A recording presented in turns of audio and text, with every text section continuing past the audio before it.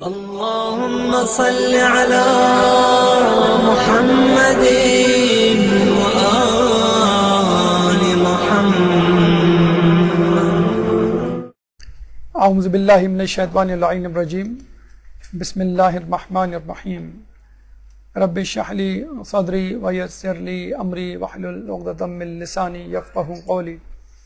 ان اللہ وملائکتہ یصلون علی النبی یا ایھا الذین آمنوا صلوا علیہ وسلموا تسلیما.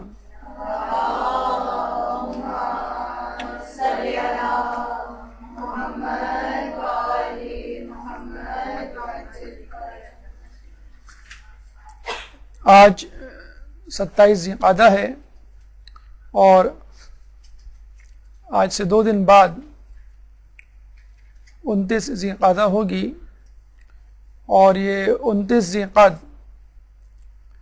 اس حوالے سے ہمارے لیے اہم ہے کہ یہ ہمارے نوے امام محمد تقی علیہ السلام کی شہادت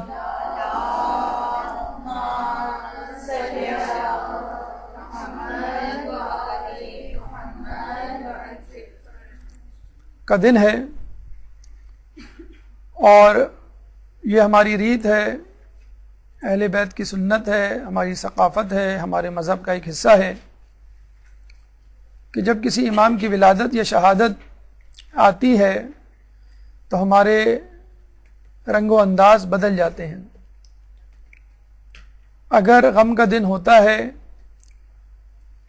تو ہم غمگین ہو جاتے ہیں، اور اگر خوشی کا دن ہوتا ہے تو ہم فرط مسرہ سے جھوم اٹھتے ہیں.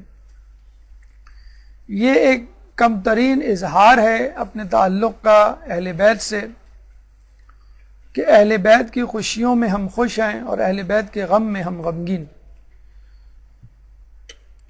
کیونکہ ہم ان کے چاہنے والے، ان کے ماننے والے ہیں. لیکن بلند ترین اظہار اس محبت کا یہ ہے کہ ان کے چاہنے والے ان کے نقش قدم پر چلیں، ان کی حیات طیبہ پر عمل کریں. اور یہ اسی وقت ممکن ہے کہ جب ہمارے پاس ان کے بارے میں کما حقہ علم ہو، ان کے بارے میں معلومات ہو، ان کی سیرت طیبہ کے مختلف پہلوؤں سے آشنائی ہو.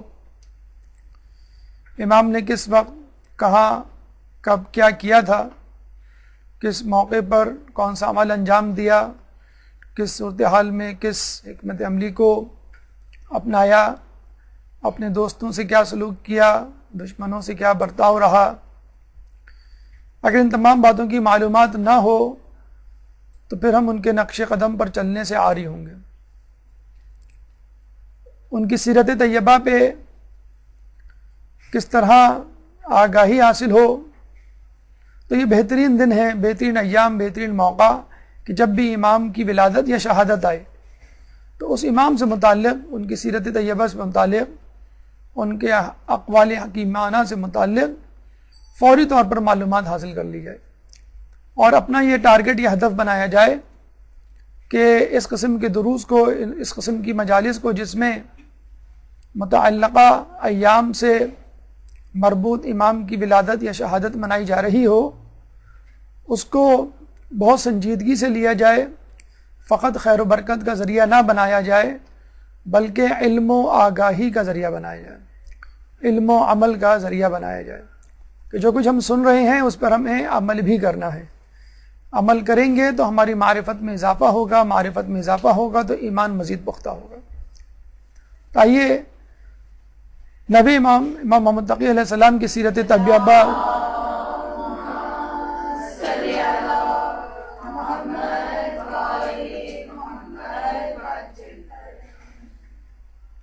کی سیرت طیبہ سے چند موتی چنتے ہیں اور یہ دیکھتے ہیں کہ خود ہمارے لیے امام نے کیا کیا پیغامات چھوڑے ہیں. جن مراحل سے انشاءاللہ آج ہم گزریں گے اس میں سب سے پہلے تعارف، انٹروڈکشن، اس کے بعد بادشاہانی وقت، کون کون بادشاہ اس زمانے میں گزرے، امام کا بچپن کس طرح گزرا، امام کی علمی خدمات کیا کیا تھیں، کون کون سی کرامات آپ کے دست اقدس سے ظہور پذیر ہوئے، اخلاق حسنہ کیا کہتی ہے، ازدواجی زندگی میں کیسا برتاؤ رکھتے تھے، اور شہادت کیسے کیوں کر کس ماحول میں ہوئی، اور اس کے بعد چند اقوال حکیمانہ۔ گفتگو کا پہلا مرحلہ امام کا تعارف۔ ایک درود پڑھ دیجئے محمد والے محمد۔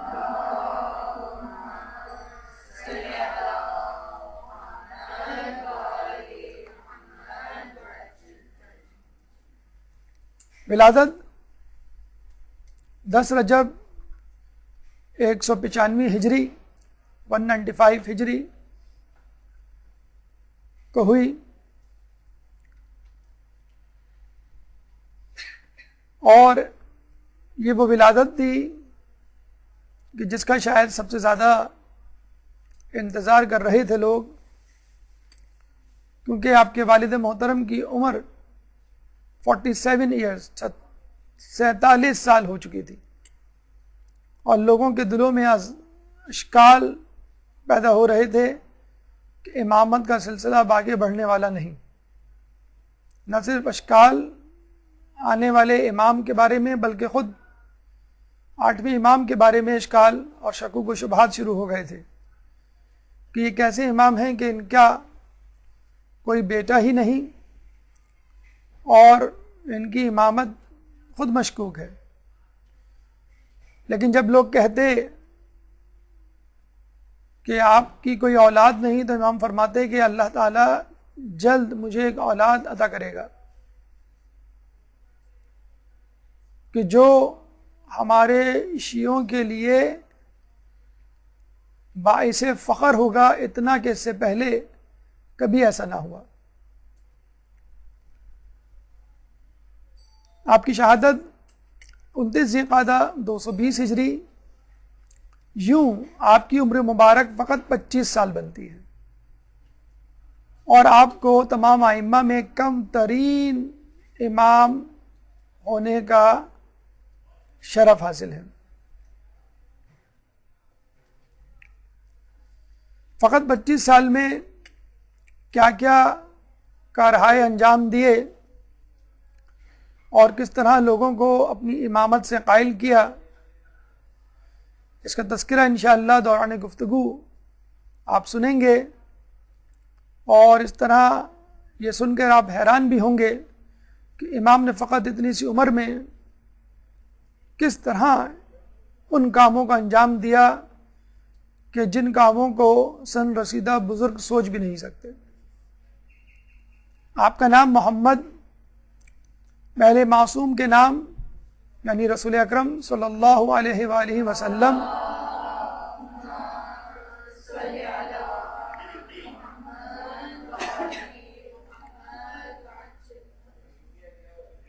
آخری معصوم خود امام زمانہ امام محمد مہدی، اللہم صلی علی محمد وآل محمد۔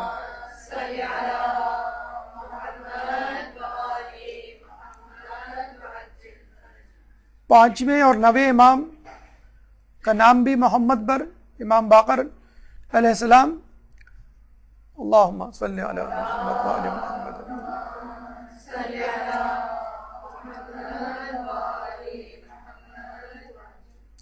تو محمد کے ناموں کی قطار، ایک ہی خاندان میں کئی محمد۔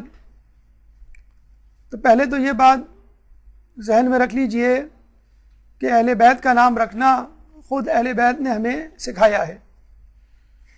ہم اپنے خاندان میں اگر کوئی نام پہلے سے موجود ہو تو نہیں رکھتے کہ یہ نام تو بہت کامن ہے، عام ہے، ہم اس نام کو نہیں رکھیں گے۔ اور اہل بیت کیا یہ عالم ہے کہ ایک خاندان تو کیا ایک ہی گھر میں 2 نام کے علی اکبر، علی اصغر، ایک ہی گھر میں 3 نام کی فاطمہ ہے، فاطمہ صغریٰ، فاطمہ کبریٰ، فاطمہ وسطیٰ۔ یعنی لوگ اپنی بیٹیوں، ائمہ اپنی بیٹیوں اور اپنے بیٹوں کے نام پہ در پہ علی اور فاطمہ رکھنے سے گریز نہیں کرتے تھے. تو یہ ہمیں بھی سنت اپنانی چاہیے. اہل بیت کے نام، معصومین کے نام چاہے کتنے ہی زیادہ ہوں، ان کو رکھنے سے، ان کو پکارنے سے، ان کو سننے سے کبھی بھی دل نہیں بھرتا. اور ناموں کے خود اپنے اثرات ہوتے ہیں. شمر، حرملہ، یزید نام کے لوگوں نے کیا فسق و فجور کے بازار گرم کیے، تاریخ کے صفحات اس کے گواہ ہیں. اور ان ناموں کے، معصومین کے نام پر رکھے جانے والے ناموں نے اور ان کے حاملین نے دنیا میں کیا کارنامے انجام دیے، یہ بھی صفحہ کرتاز پر موجود ہے. لیکن لفظ محمد کی قطار اور تکرار ہمیں ایک حدیث کی طرف متوجہ کر رہی ہے کہ جس میں محمد کو اول میں، محمد کو آخر میں، محمد کو اوسط میں قرار دینا ایک دقیق نقطے کی طرف ہماری توجہ کو مرتکز کر رہا ہے. حدیث رسول ہے کہ اولنا محمد و اوسطنا محمد و آخرنا محمد و کلنا محمد. اس حدیث سے فقط یہ بتلانا مقصود نہیں کہ لفظ محمد نام کے کئی معصوم، کئی امام ہوں گے. بتلانا یہ مقصود ہے کہ پہلا بھی محمد تھا، آخر والا ان کی سنت پر عمل کرتا ہوا محمد نظر آئے گا، بیچ والا بھی ان کی سنت پر عمل کرتا ہوا محمد نظر آئے گا، بلکہ ہر امام محمد کی سنتوں پر عمل کرتا ہوا محمد ہی نظر آئے گا.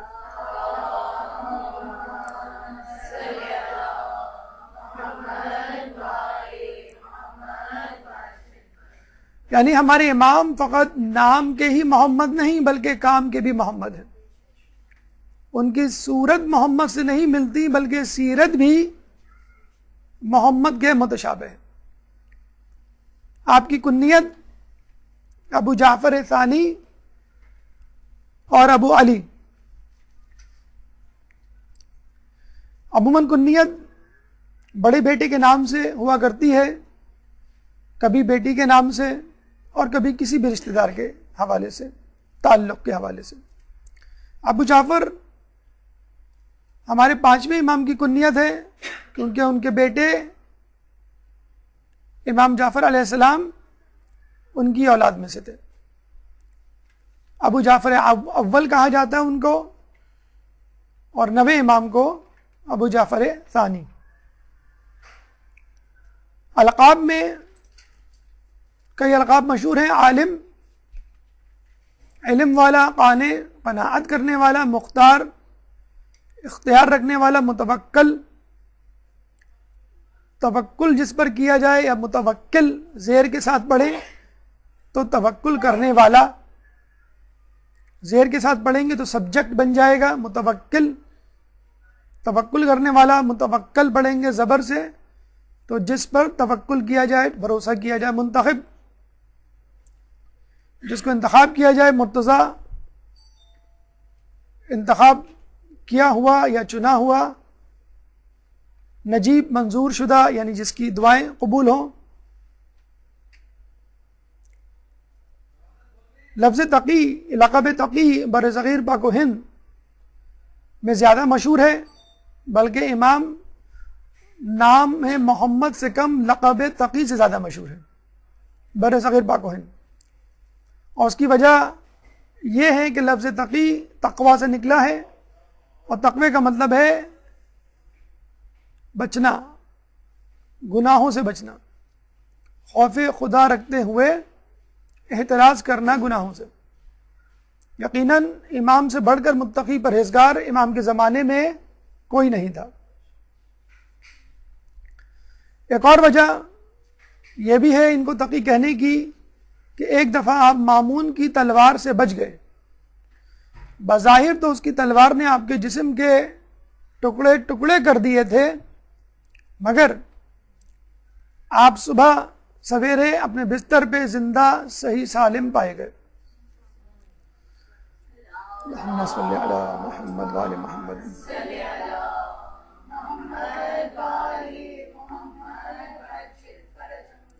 جواد جود و سخا کرنے والا، سخی، فیاض، اور یہ لقب کاظمین اس کے آس پاس کے علاقوں عرب ممالک میں زیادہ مشہور ہے. وہاں پہ آپ کو امام تقی کی بجائے امام جواد کے نام سے زیادہ پہچانتے ہیں. تو جواد لقب کاظمین جو وہاں ان کا روضہ ہے اس کے آس پاس، اور تقی برصغیر پاک و ہند میں آپ کا مشہور لقب. والد 8ویں امام امام علی رضا علیہ السلام تھے.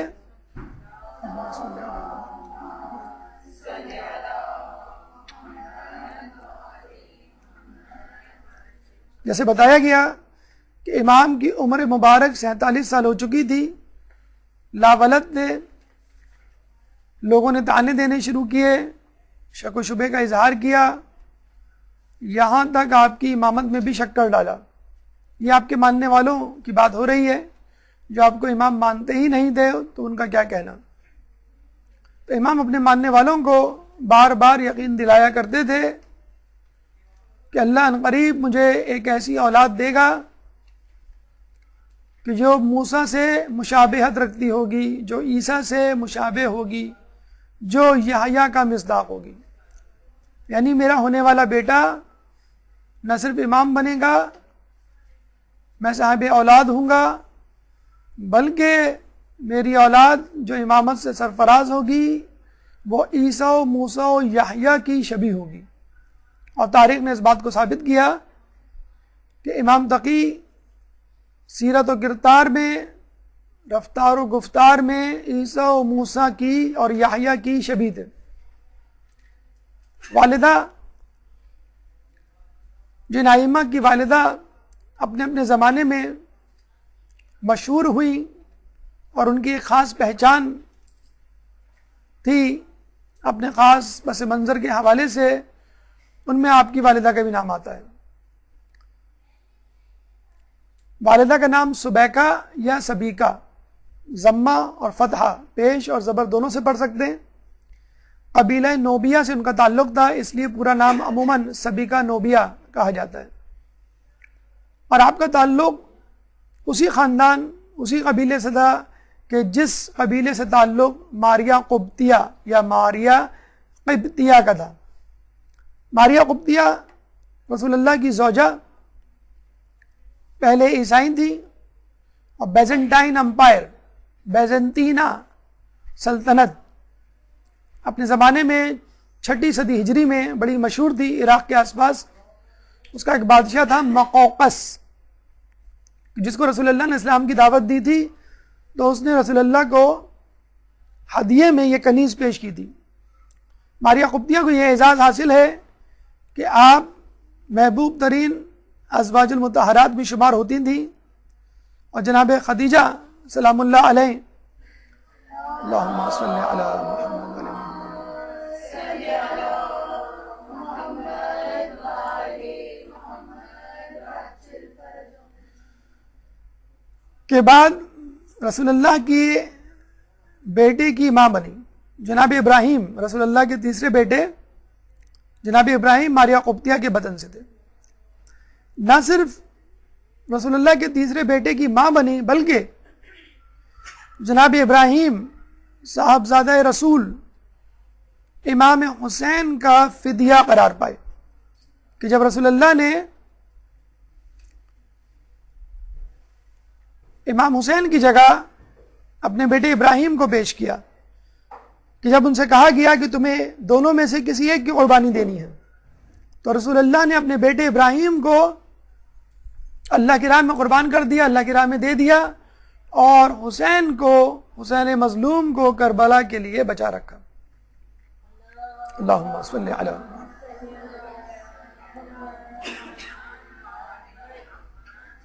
تو ماریہ قبطیہ اس جگر گوشے کی ماں تھیں جو فدیہ حسین قرار پایا. جس قبیلے سے آپ کا تعلق تھا اسی قبیلے سے امام تقی کی والدہ کا بھی تعلق تھا. قبط انگلش میں کوپٹ کہا جاتا ہے. تلفظ کا جو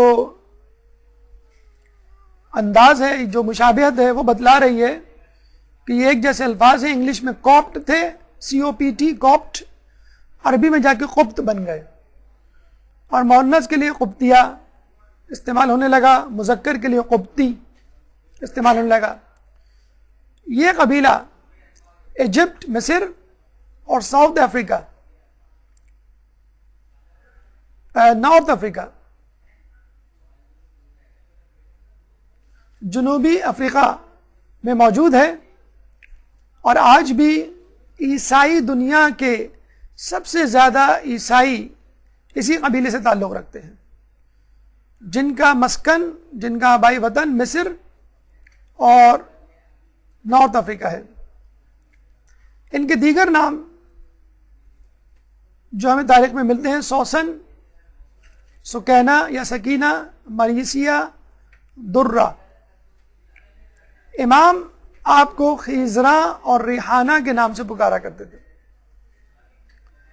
آپ کی کنیت ام الحسن تھی. امام کی 2 بیویاں تھیں،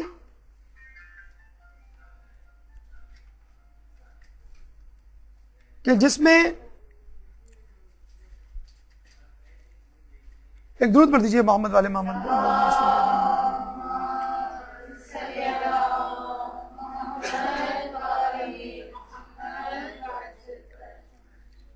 ایک مامون کی بیٹی اور ایک سبیکہ نوبیہ. اللہ تعالیٰ نے سبیکہ نوبیہ کو اولاد سے نوازا، اور وہ اولاد جو بعد میں امام بنی. اب آئیے بادشاہان وقت کی طرف کہ آپ کے دور میں کون کون بادشاہان وقت. ایک درود پڑھ دیجیے محمد والے محمد.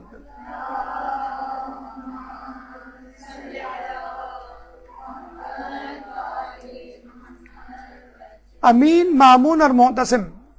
آپ کی ولادت کے وقت امین، جس کی بادشاہت 3 یا 4 سال رہی، جس کو قتل کرنے کے بعد مامون 20 سال تک بادشاہ رہا، اور اس کے انتقال کے بعد معتصم اس کا بھائی طاقت پر براجمان ہوا، اور اسی نے امام تقی علیہ السلام کو زہر سے شہید کیا. اب آئیے امام کے بچپن کی طرف. ایک درود پڑھ دیں محمد والے محمد.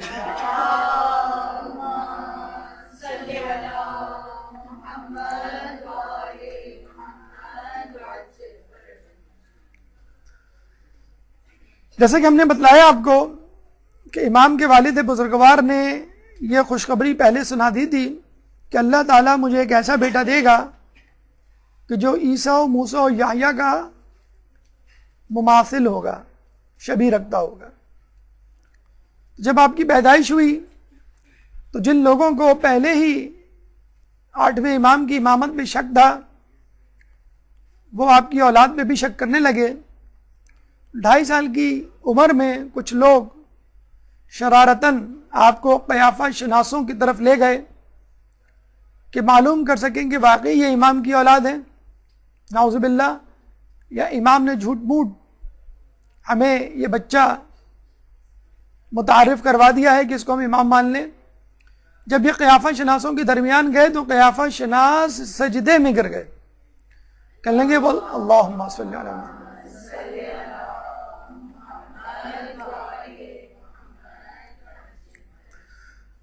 اور کہنے لگے کہ تم کس شخصیت کو ہمارے پاس لے آئے؟ واللہ یہ بچہ پاک و طاہر ہے، پاک و طاہر صلب سے ہے، اور یہ ذریت رسول اور علی کے علاوہ کسی ذریت سے نہیں ہو سکتا.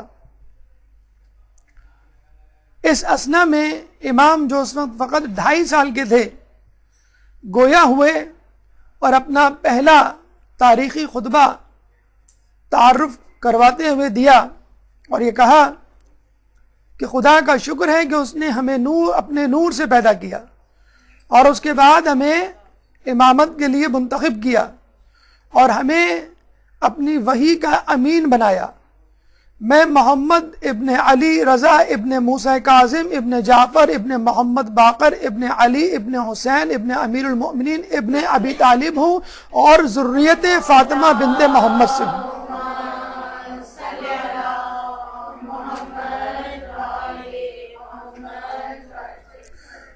اور ذریت فاطمہ بنت محمد سے ہوں. یہ بھی بتلا دیا کہ میں فاطمہ کی نسل سے ہوں اور انہی کی نسل کو آگے بڑھا رہا ہوں.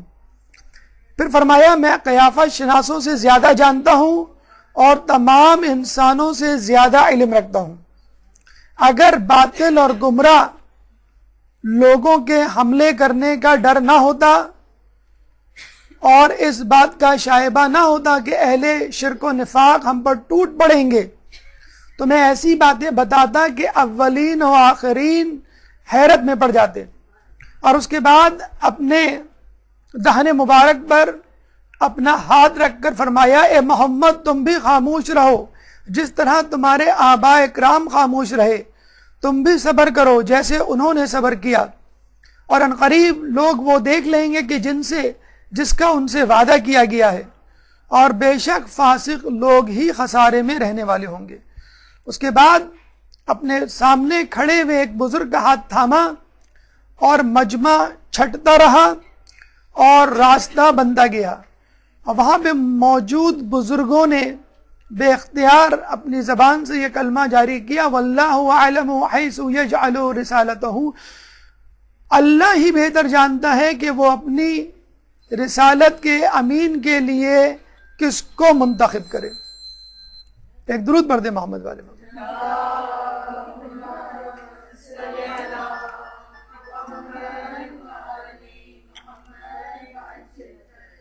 اس کے علاوہ 8ویں امام نے ایک صحابی کو امام تقی کی پشت مبارک پر اس مہر کو دکھایا کہ جو ان کے شانے پر 2 شانوں کے درمیان پیٹھ پہ موجود تھی، بالکل اسی طرح جس طرح رسول اللہ کی پشت مبارک پر مہر نبوت موجود تھی.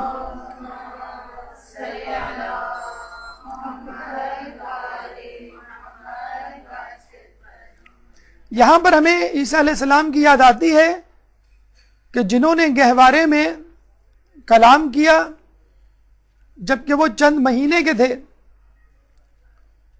اور لوگوں کو مخاطب کرتے ہوئے یہ کہا قال انی عبد اللہ آتانی الکتاب وجعلنی نبیا.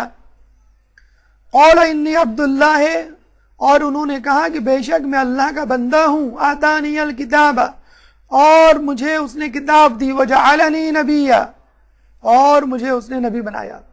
سورہ مریم آیت نمبر 30، سورہ کا نشان 19، آیت کا نشان 30.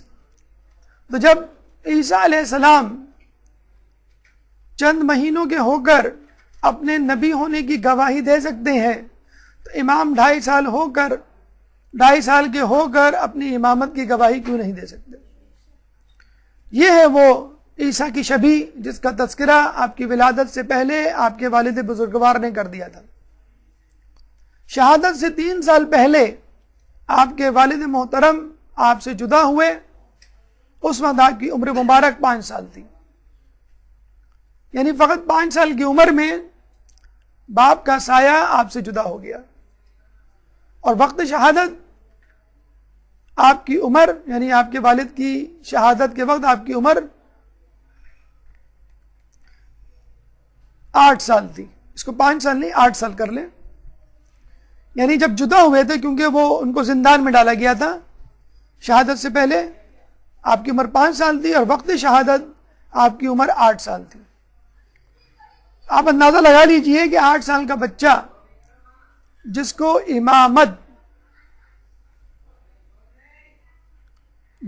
امامت دی گئی ہو، اس نے کس طرح اس امامت کو نبھایا ہوگا.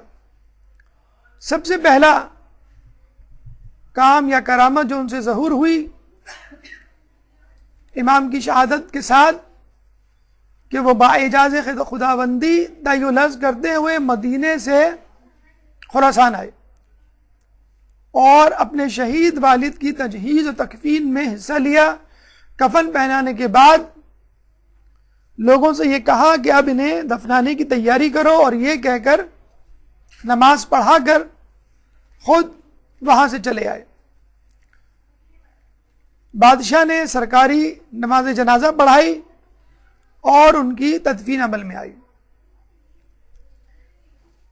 تاریخ اس بات کی گواہ ہے کہ امام کو ولی عہدی دینے والا بھی مامون تھا اور امام کو شہید کرنے والا بھی مامون تھا۔ چنانچہ جب لوگوں کو اس بات کا علم ہوا کہ امام کو زہر دیا گیا ہے تو کسی کے ذہن میں بھی یہ شائبہ نہ تھا کہ مامون کے علاوہ کسی نے امام کو قتل کیا ہو۔ تمام لوگ اس بات پر متفق تھے کہ امام کو شہید کرنے والا، قتل کرنے والا خود مامون ہے۔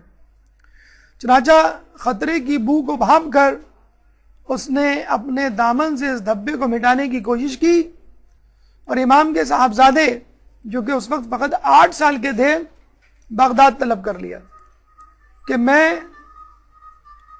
ان کو اپنا شاہی مہمان بناؤں گا، اپنے ساتھ رکھوں گا، عزت و تکریم دوں گا تاکہ لوگوں کے ذہنوں سے جو اشکال ہے وہ محو ہو جائے۔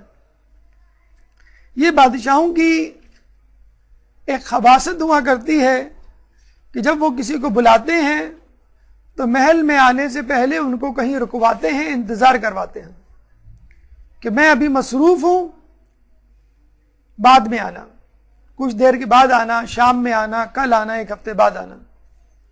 کیا مصروفیت ہوا کرتی تھی بادشاہوں کی؟ شطرنج کھیلنا، شراب پینا، رقص و سرور کی محفلیں برپا کرنا، لہو و لعب کے سامان میں مشغول رہنا، یہ ان کی مصروفیت ہوا کرتی تھی۔ اور یہ تو فقط ایک بچہ تھے لوگوں کے سامنے، لڑکا تھے لوگوں کے سامنے، عام سا بچہ، عام سا لڑکا۔ تو مامون نے گویا ان کو کسی خاطر میں نہ لانے کا ارادہ کر لیا، اور غالباً یہ بھول گیا یا جان بوجھ کے اس نے ارادتاً ایسا کیا کہ اس اثنا میں وہ شکار کے لیے چل پڑا۔ جب شکار کے لیے نکلا تو راستے میں امام جو اس وقت 8 سال کے بچے تھے اور بچوں کے ساتھ کھڑے نظر آئے۔ باقی بچے کھیل رہے تھے اور امام ان کو دیکھ رہے تھے۔ ہوتا ہے شب و روز تماشا میرے آگے، بازیچہ احتفال ہے دنیا میرے آگے۔ تو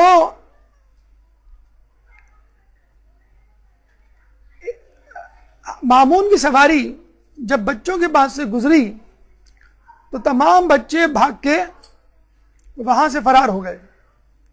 یہ بالکل ایسا ہی کہ بچے کسی بھوت کو دیکھ لیں، کسی جن کو دیکھ لیں، کسی عفریت کو دیکھ لیں اور گھبرا کے بھاگ جائیں۔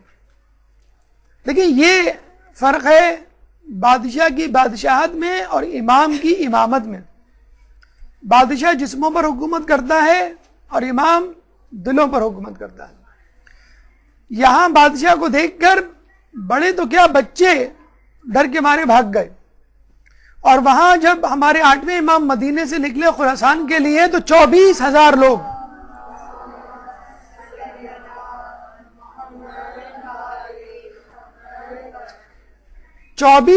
لوگ، آپ کے دیدار کے لیے دوڑے کہ ہمیں آپ کا دیدار کرنا ہے، ہمیں آپ سے رسول کی حدیث سننی ہے، ہمیں آپ سے استفادہ کرنا ہے۔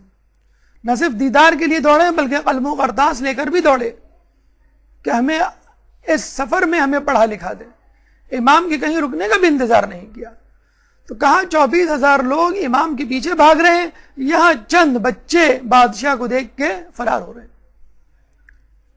اور بادشاہ یہ سمجھا کرتے تھے کہ یہ ہماری شان و شوکت، یہ روب و دبدبہ ہے کہ جس کی کوئی تاب نہیں لا سکتا۔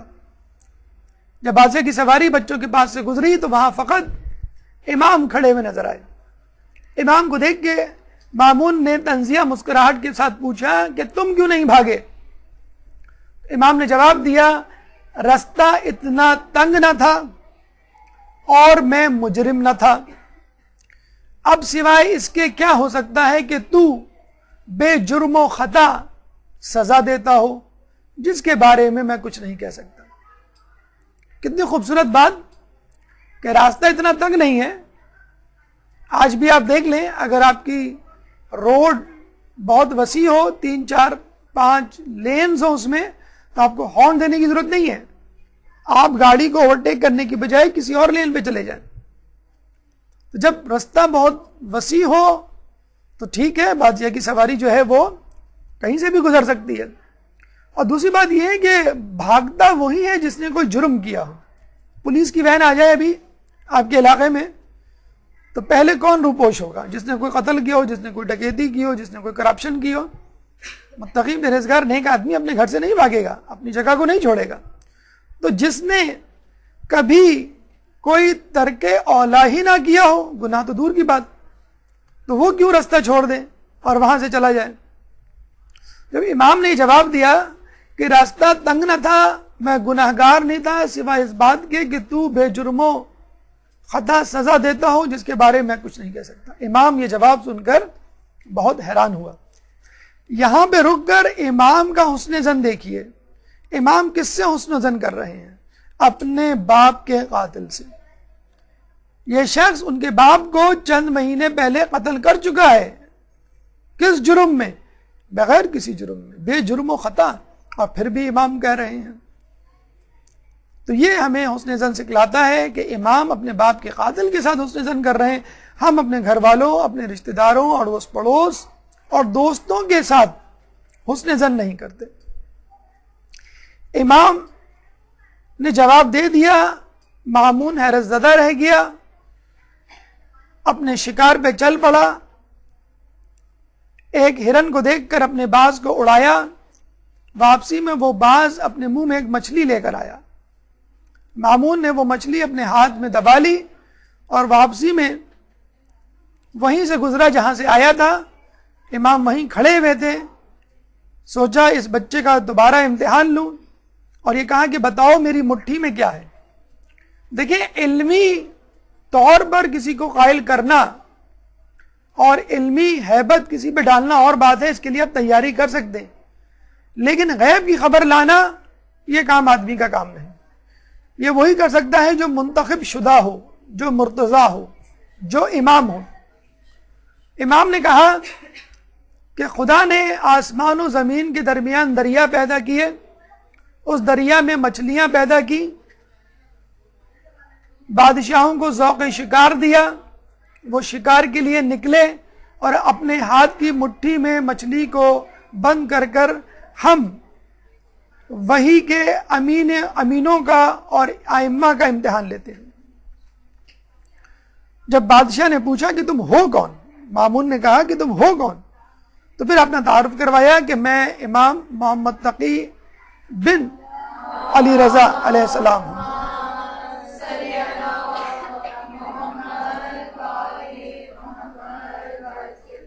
اب مامون کے ذہن میں وہ تمام باتیں گھومنے لگی جو آپ کے والد بزرگوار سے وابستہ تھی.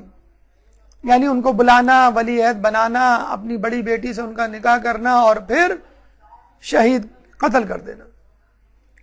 فوراً اس کو یاد آیا کہ میں نے تو بلایا اس لیے تھا کہ میں تعظیم و تکریم کروں گا تاکہ اپنے دامن سے قتل کا دھبا، خون کا دھبا مٹاؤں. چنانچہ اس نے فوراً ارادہ کیا کہ میں آپ سے اپنی چھوٹی بیٹی کا نکاح کروں گا، ام الفضل کا. اور ان کو وہ محل میں لے کر آ گیا. فوراً محل میں آ کے جب اس نے یہ اعلان کیا کہ میں اپنی چھوٹی بیٹی کا نکاح، بڑی بیٹی کا نکاح وہ کر چکا تھا ان کے والد محترم سے، 8ویں امام سے، اب چھوٹی بیٹی ام الفضل کا نکاح وہ دوبارہ کرنا چاہتا تھا ان سے. تو لوگوں نے جو ہے واویلا مچانا شروع کر دیا کہ آپ اس سے پہلے غلطی کر چکے ہیں، اور وہ غلطی اس سے پہلے کہ کسی بہت بڑے نقصان کا پیش خیمہ بندی، ہم نے اس غلطی کا کفارہ ادا کیا اور امام کو اپنے رستے سے ہٹایا. بڑی مشکل سے امام کا رعب و دبدبہ اور ہیبت اور فضیلت لوگوں کے دلوں سے محو ہوئی ہے. اب آپ نے ان کے بیٹے کو اپنا داماد بنانے کا ارادہ کر لیا ہے، جو پھر ایک خطرناک غلطی ہے. اور اگر پہلے امام ناکام ہوئے تو ہو سکتا ہے ان کا بیٹا کامیاب ہو جائے اور آپ کی خلافت خطرے میں پڑ جائے. لیکن امام مامون جو ہے اپنی بات پہ بضد تھا کہ نہیں، میں امام کے بیٹے کو اپنا داماد ضرور بناؤں گا. اور جب لوگ تھک ہار گئے تو امام مامون کو اس طرح قائل کرنے کی کوشش کی کہ آپ ضرور بنائیے، لیکن پہلے یہ ثابت تو کیجئے کہ یہ بچہ عالم ہے یا علم رکھتا ہے۔ یہ تو ایک بچہ ہے 8 سال کا نا عمر کم عمر لڑکا، اس کو تو کوئی علم نہیں، تو کس بنیاد پر آپ اس کو اپنا داماد بنا رہے ہیں؟ تو مامون نے کہا کہ ٹھیک ہے، ہم اس کی علمیت کا امتحان لے لیتے ہیں، اور اگر تم نے یہ ثابت کر دیا کہ یہ بچہ ہی ہے اور علم کچھ نہیں رکھتا تو ٹھیک ہے، ہم اپنا ارادہ تبدیل کر لیں گے۔ یہاں سے امام کی علمی خدمات کا سفر شروع ہوتا ہے۔ ایک درود پڑھ دیجئے محمد والے محمد۔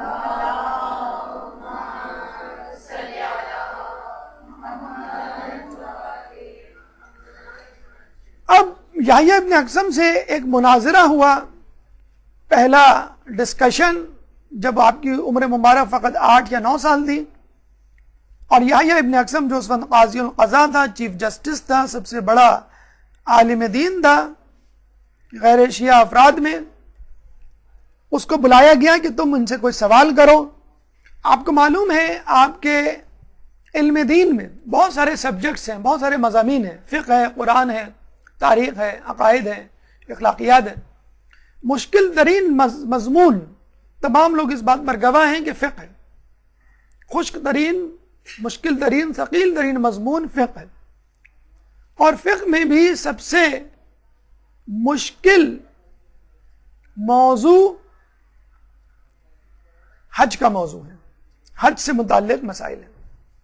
حتیٰ کہ کچھ علماء تو حج کے مسائل اس بات کو کہہ کے انکار کرتے تھے بتانے سے کہ ہم حج پہ نہیں جاتے، اس لیے ان علماء سے رجوع کیا جائے جو حج پر آتے جاتے رہتے۔ پھر حج جیسے موضوع میں بھی سب سے مشکل موضوع کفاروں کا مسئلہ ہے۔ آپ کو معلوم ہے کہ حج میں جب احرام آدمی پہنتا ہے تو بہت ساری پابندیاں اس پہ عائد ہو جاتی ہیں، بہت سارے حلال کام اس پہ حرام ہو جاتے ہیں۔ آئینہ نہیں دیکھ سکتا، وہ خوشبو نہیں وہ سونگھ سکتا، لڑائی جھگڑا نہیں کر سکتا، وغیرہ وغیرہ۔ تو اس نے امام سے کفارے کا مسئلہ پوچھ لیا کہ اگر ایک شخص حالت احرام میں شکار کرے تو وہ کیا کفارہ دے گا۔ اب آپ دیکھیے، ایک بچے سے اس کی عمر کو مد نظر رکھتے ہوئے چاہیے تو یہ تھا کہ پہلے کچھ آسان سوال پوچھے جاتے، جب وہ آسان سوالوں کے جواب دے دیتا تو پھر مشکل سوال۔ اس نے سوال ہی ایسا پوچھا کہ خدا نخواستہ وہ بچہ یہ سوال سن کر خاموش ہو جائے، چکرا جائے، لیکن وہ بچہ تو نہیں تھا، وہ تو امام تھا اپنے زمانے کا، وہ امام ناطق تھا، سامت بھی نہیں تھا۔ اگر 2 امام ہو تو ایک ناطق ہوتا ہے، ایک سامت ہوتا ہے۔ امام ناطق تھے، 8ویں امام کی شہادت ہو چکی تھی۔ امام تقی نے کہا کہ تمہارا سوال نامکمل ہے، ادھورا ہے۔ اس نے کہا کیسے؟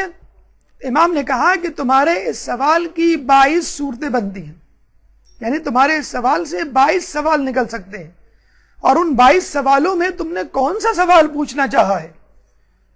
اب اس بیچارے کو وہ 22 شقیں ہی نہیں پتا، 2 شقیں اس کو نہیں پتا، تو وہ 22 شقیں کیا بتائے؟ وہ گھبرا گیا، اس نے کہا 22 شقیں؟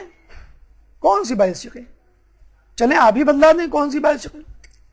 تو امام نے ان شقوں کو بتانا شروع کیا کہ یہ بتاؤ کہ شکار حدود حرم میں کیا گیا تھا، حدود حرم سے باہر کیا گیا تھا، شکار کرنے والا باخبر تھا یا بے خبر تھا، شکار آمدن کیا گیا یا سہون کیا گیا، شکار آزاد شخص نے کیا یا غلام نے کیا، شکار کرنے والا بالغ تھا یا نابالغ تھا، شکار پہلی مرتبہ کیا گیا یا کئی مرتبہ کیا جا چکا تھا، شکار پرندے کا تھا یا جانور کا تھا، شکار اگر جانور کا تھا تو جانور چھوٹا تھا یا بڑا تھا، کرنے والا اپنے شکار پہ نادم تھا یا مصر تھا، شکار رات میں کیا گیا یا دن میں کیا گیا، احرام عمرے کا تھا یا حج کا تھا۔ اور یہ سن کر مامون اور یحییٰ ابن اقسم دونوں چکرا کے گر پڑے۔ ایک درود پڑھ دیں محمد والے محمد۔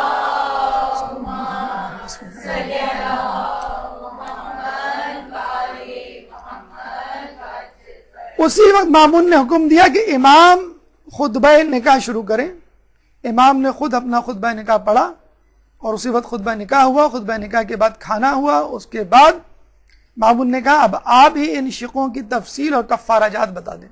تو امام نے ان کفاروں کو بتانا شروع کیا. اس کے بعد مامون کو ہری ہری سوجی، مطلب بادشاہ وقت تو دونوں کو لڑا کر دونوں فریقین کو خوش ہوا کرتے تھے. ان کو تو کچھ جواب نہ دینا ہے نہ سوال کرنا ہے، وہ کسی کے لینے میں نہ دینے میں. تو انہوں نے کہا کہ امام اس نے آپ سے سوال کر لیا، اب آپ اس سے سوال کریں. اب یا ابن اقسم کہ پریشان کہ مجھے تو سوال کرنا نہیں آتا تو میں ان کے سوال کا جواب کیا دوں گا. اچھا امام چاہتے تو پھر کوئی مشکل سوال کرتے، حج سے متعلق یا ایسا سوال جو بالکل یونیک ہو اور جس سے عموماً لوگوں کا واسطہ نہ ہو. لیکن بادشاہوں کا، وزیروں کا واسطہ کس چیز سے ہوتا ہے؟ شراب، شباب، کباب، بس یہی چیزیں ہوتی ہیں. امام نے اس سے پوچھا یہ بتا وہ کون سی عورت ہے جو ایک مرد پر 4 مرتبہ حلال اور 4 مرتبہ حرام ہوتی ہے؟ اب وہ پھر چکرا کے رہ گیا، کہنے لگا میں تو بتا ہی نہیں سکتا، آپ ہی بتلا دیجئے. تو امام نے کہا کہ اگر کوئی عورت کسی کی کنیز ہو تو وہ ایک شخص پہ حرام ہے، اگر وہ شخص اس کو خرید لے تو وہ کنیز حلال ہے، آزاد کر دے تو پھر حرام ہے، پھر عقد کر لے تو پھر حلال ہے، پھر صیغہ اظہار پڑھ لے یعنی یہ کہتے تو میری ماں جیسی تو اس پہ پھر حرام، کفارہ دے دے تو پھر حلال، طلاق دے دے تو پھر حرام، اور رجوع کر لے تو پھر حلال. تو چنانچہ امام کے سوال اور جواب سے پورا دربار مکمل طور پہ مطمئن ہو گیا کہ یہ لڑکا نہ صرف داماد بننے کے لائق ہے بلکہ خود مامون کی جگہ بیٹھنے کے لائق ہے، جیسے خود ان کے والد بزرگوار کے بارے میں کہا جا چکا تھا. ایک درود پڑھتے مامون.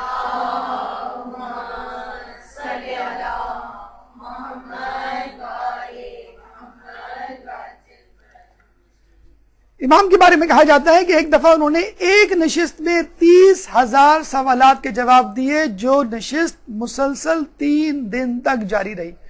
اور اس وقت ان کی عمر کوئی 24 سال یا 23 سال نہیں تھی، فقط 9 سال تھی. اور بعض اوقات ایسا ہوا کرتا تھا کہ سوال کرنے والے سے پہلے اس کا جواب دے دیا جاتا. کوئی لفافہ بڑھاتا سوال کا، امام اس کو کھول کے پڑھنے کی زحمت نہ کرتے، اسی وقت اس کو لفافہ دے دیا جاتا کہ اس میں تمہارے سوال کا. یہ بتلا رہا ہے کہ امام فقط کسبی علم کے حامل نہیں تھے بلکہ وہ وہبی علم کے حامل تھے. ان کا علم اللہ کی طرف سے تھا. ان کا علم دنیاوی علم نہیں تھا کہ جو لوگوں سے لیا جائے، کہ جس کے لیے پہلے آپ کو سوال معلوم ہو اس کے بعد جواب. اس کے بعد امام کی کرامات، اس کا تذکرہ انشاءاللہ 5 منٹ کے وقفے کے بعد. ایک درود پڑھ دیجئے محمد والے محمد میں.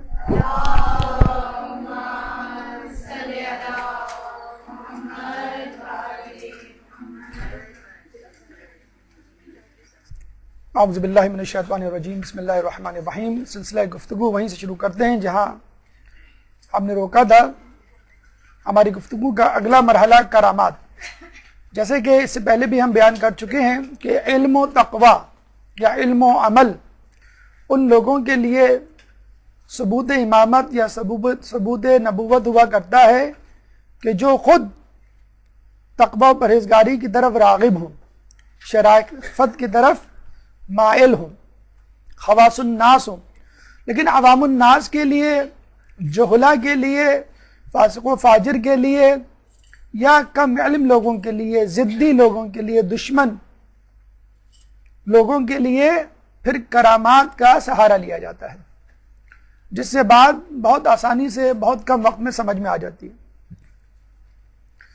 کرامت یا معجزہ اور جادو میں یہ فرق ہے کہ جادو کے لیے تیاری کی جاتی ہے،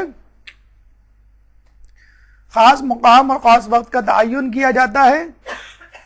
جادو نظر کا دھوکہ ہوا کرتا ہے اور آسمانوں پر جادوگروں کا بس نہیں چلتا.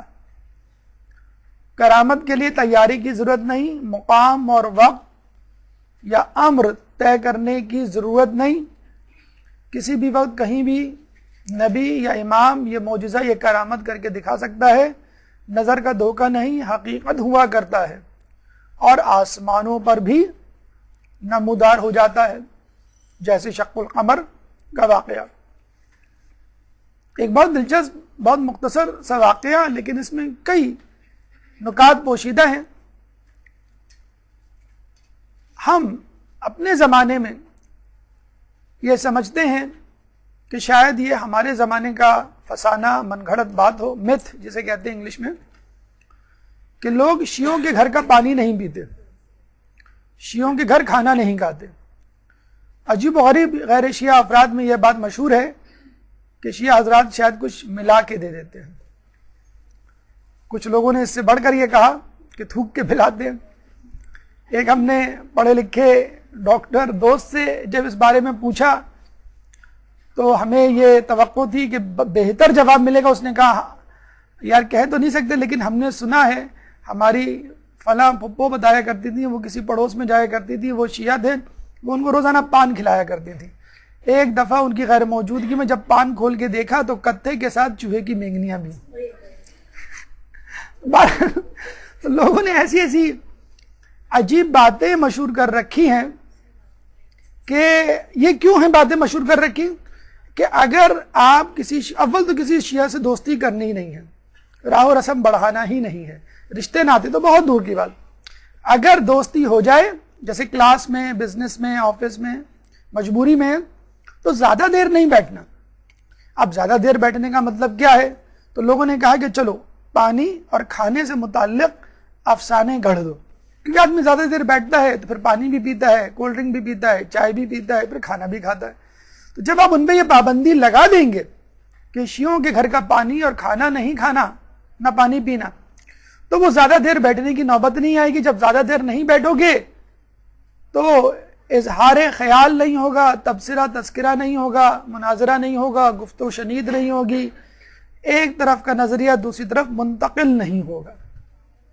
اس لیے اس قسم کے افسانے گڑھے گئے۔ یہ امام کے زمانے میں بھی افسانے تھے، یہ فقط ہمارے برصغیر پاک و ہند کے شاخصانے نہیں، اس زمانے کے افسانے ہیں۔ محمد بن علی ایک شخص دشمن اہل بیت کسی طرح، جسے کہتے ہیں کہ بائی چانس، کسی اور کے ساتھ امام کے گھر میں وارد ہوا، کسی دوا کو استعمال کیا کرتا تھا بیماری کے سبب، جس کی وجہ سے اس کو پیاس بہت لگتی تھی، اس کو اتنی شدید پیاس لگی، لیکن اس کے باوجود اس نے امام سے پانی نہیں مانگا کہ شیعوں کے گھر کا پانی نہیں پینا چاہیے۔ شیعوں کے گھر کا پانی اتنا خطرناک ہے تو ان کے امام کے گھر کا پانی کیسا ہوگا؟ امام نے اس کی اس ضرورت کو بھانپ لیا اور فوراً اپنے غلام کو کہا کہ ایک گلاس پانی لے کر آؤ۔ جب وہ پانی لے کر آیا، غلام تو بے تابانہ شدت پیاس کو برداشت نہ کر سکا اور وہ پانی پی گیا، اور اس کے بعد یہ حیران بھی ہوا کہ شیعوں کے امام کو میرے دل کا حال کیسے پتہ چل گیا۔ یہاں پر ہم صرف یہ کہیں گے کہ ہم ان لوگوں کے ماننے والے ہیں کہ جو اپنا لعاب یعنی تھوک کنویں میں ڈالیں تو پانی شیریں ہو جائے، چشم میں لگائیں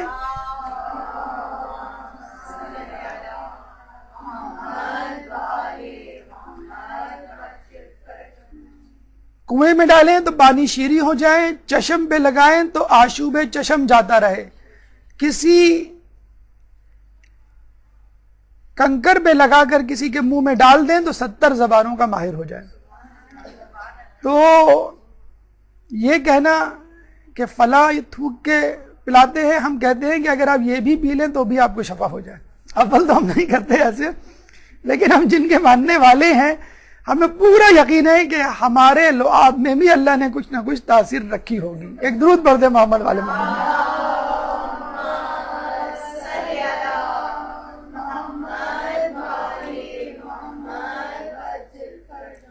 ایک شخص زیدی عقیدے کا حامل امام کی امامت پہ یقین نہیں رکھتا تھا۔ اس زمانے میں کچھ لوگوں نے 8ویں امام کو امام نہیں مانا، کیونکہ اس سے پہلے ہمارے 7ویں امام زندان میں تھے 14 سال، اور آپ کو میں نے بتایا بھی ہوگا کچھ لوگوں کے پاس امام کے پیسے تھے، بیت المال، خمس، صدقہ، زکوٰۃ وغیرہ کے، تو ان پیسوں کو ہڑپ کرنے کے چکر میں امام کی امامت سے انکار کر دیا کہ دینے پڑ جائیں گے، اور قیامت میں جو لینے کے دینے پڑ گئے تو کیا ہوگا یہ لوگوں کا احساس نہیں۔ چنانچہ ایک شخص جو نہ 7ویں امام کا قائل تھا نہ 8ویں کا. جب وہ امام کے گھر کے پاس سے گزرا تو دیکھا لوگوں کا ایک ہجوم ہے, امام کی عزت و تکریم کے لیے تانتے بنے ہوئے. تو دیکھ کر مسکرایا کہ دیکھو کتنے بے وقوف احمق لوگ ہیں کہ ایک بچے کو عزت دے رہے ہیں. امام وہیں سے اپنی جگہ سے چلائے کہ جو شخص ہماری اطاعت سے انحراف کرے گا جہنم میں اوندھے منہ گرے گا. ایک دم سے وہ گھبرا گیا کہ امام کو میرے دل کا حال کیسے معلوم. فوراً اس کے دل میں یہ خیال آیا کہ مجھے لگتا ہے کہ ان کو جادو بھی آتا ہے. دوبارہ امام گویا ہوئے, یہ تمہارا خیال باطل ہے, اپنے عقیدے کی اصلاح کرو. چنانچہ فوراً آپ کے قدموں میں گر پڑا اور کہنے لگا کہ میں آپ کی امامت پر ایمان لایا. اسی طرح کا واقعہ خود رسول اللہ کے لیے حوالے سے بھی ملتا ہے. جب ابو سفیان مکے میں مدینے میں ملنے آیا اور معافی تلافی کی درخواست کی اور رسول اللہ نے قبول کر لیا اور وہ مسلمان بھی ہو گیا, جب جانے لگا تو دل میں خیال آیا کہ میں نے خواہ میں محمد کی بیعت کی, ایمان لایا, اگر تھوڑی سی کوشش کر لیتا, لوگوں کو تیار کر لیتا تو محمد پہ غالب آ جاتا. نہیں, بلکہ اس نے یہ سوچنا شروع کیا اگر تھوڑی سی محنت کر لیتا تو رسول کے خیمے سے آواز آئی تو تب بھی تو مجھ پر غالب نہ آتا. پیچھے مڑ کر دیکھا تو حیران اور پریشان کہ رسول تو تھے نہیں, رسول نے میرے دل کا خیال کیسے جان لیا. تو آپ دیکھ لیجئے ہمارے ائمہ کی کرامات میں, معجزات میں جھلک ہے, ایک مشابہت ہے, ایک تمثیل ہے خود رسول کی اور ان سے پہلے انبیاء کی بھی. تو کس طرح یہ رسول اور نبیوں کی ضروریت نہ قرار پائیں. اب آئیے امام کے اخلاق کی طرف چلتے ہیں. چند موتی اپنی عملی زندگی کے لیے یہاں سے چنتے ہیں. ایک درود پڑھ دیجئے محمد والے محمد صلی اللہ علیہ وسلم.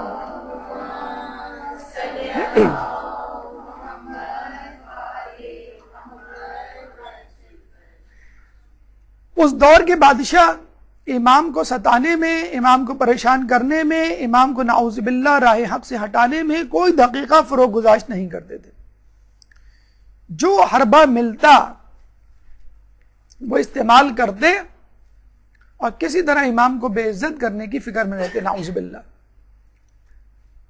7ویں امام کے بارے میں ہم نے پڑھا کہ زندان میں عورتوں کو بھیجا گیا, کس طرح وہ ان کو گناہ کی طرف مائل کریں.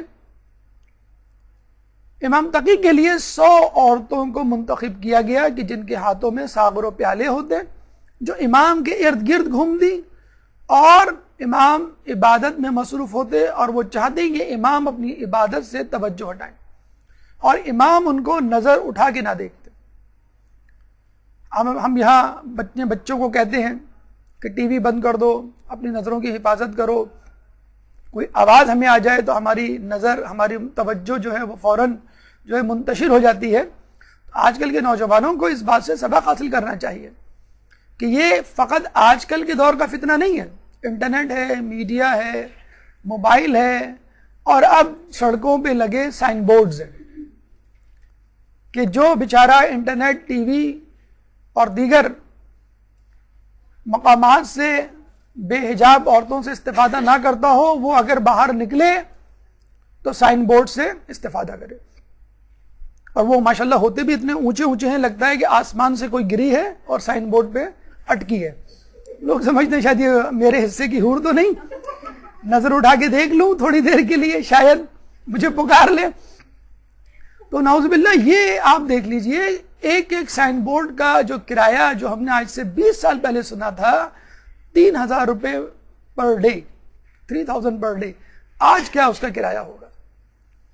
تو ہمارے اعتراف میں بے حجابیت, فحاشیت عروج پر ہے کہ کسی طرح انسان کو اپنے رستے سے ہٹایا جائے. اور جو ہم سنتے ہیں نا کہ دجال جب آئے گا تو ایک ہاتھ میں بے حجاب عورتیں, دوسرے ہاتھ میں موسیقی کے آلات.